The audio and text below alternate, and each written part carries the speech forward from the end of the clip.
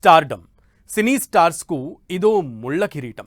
ఎందరో హీరోలు స్టార్ ట్యాగ్తో ఓ వెలుగు వెలిగారు, ఆ తర్వాత కనుమరుగయ్యారు. ఏదీ పర్మనెంట్ కాదు. ఒక్క శుక్రవారం తలరాతలను మార్చేస్తుందనేది చాలామంది నటులు బిలీవ్ చేస్తుంటారు. టాక్సిక్ హీరో యష్ కూడా ఈ రకమైన కామెంట్సే చేశారు. కానీ ఆయన వ్యాఖ్యలు కాంట్రవర్సీ అవుతున్నాయి. టాలీవుడ్ స్టార్స్ను ఉద్దేశించే యష్ మాట్లాడారని సోషల్ మీడియాలో రచ్చ అవుతుంది. ఇందుకు యష్ మాట్లాడిందేంటి? ఎందుకంత చర్చ జరుగుతోంది?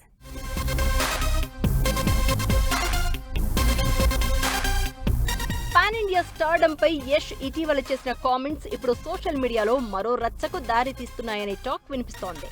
ప్రభాస్, అల్లు అర్జున్, రామ్ చరణ్, ఎన్టీఆర్, మహేష్ బాబు వంటి టాలీవుడ్ స్టార్స్ ను ఉద్దేశించేలా యష్ మాట్లాడారు అంటూ కొందరు ఫ్యాన్స్ కామెంట్స్ చేస్తూ ఉండగా, యష్ ఎవరి స్టార్డమ్ ను తక్కువ చేయలేదని, తన అభిప్రాయాన్ని మాత్రమే చెప్పాడని కన్నడ అభిమానులు గట్టిగా కౌంటర్ ఇస్తున్నారు. దీంతో సోషల్ మీడియాలో రెండు వర్గాల మధ్య పోస్టులు, కామెంట్ల వార్ నడుస్తోంది. పాన్ ఇండియా స్టార్ అనే ట్యాగ్ను మీడియా ఇచ్చింది మాత్రమే కాదు, తమ హీరోలు సాధించిన విజయాలే ఆ స్థాయిని తీసుకొచ్చాయని టాలీవుడ్ స్టార్స్ ఫ్యాన్స్ కౌంటర్లు ఇస్తున్నారు. దీంతో ప్రస్తుతం Yash fans versus Tollywood stars fans అనే కొత్త ఫ్యాన్ వార్ నడుస్తోంది.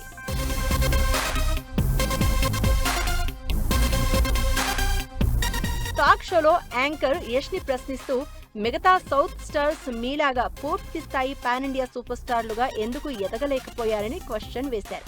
ఈ ప్రశ్నకు ఆన్సర్ ఇచ్చిన యష్, స్టార్ ఇమేజ్ శాశ్వతం కాదని స్పష్టం చేశాడు.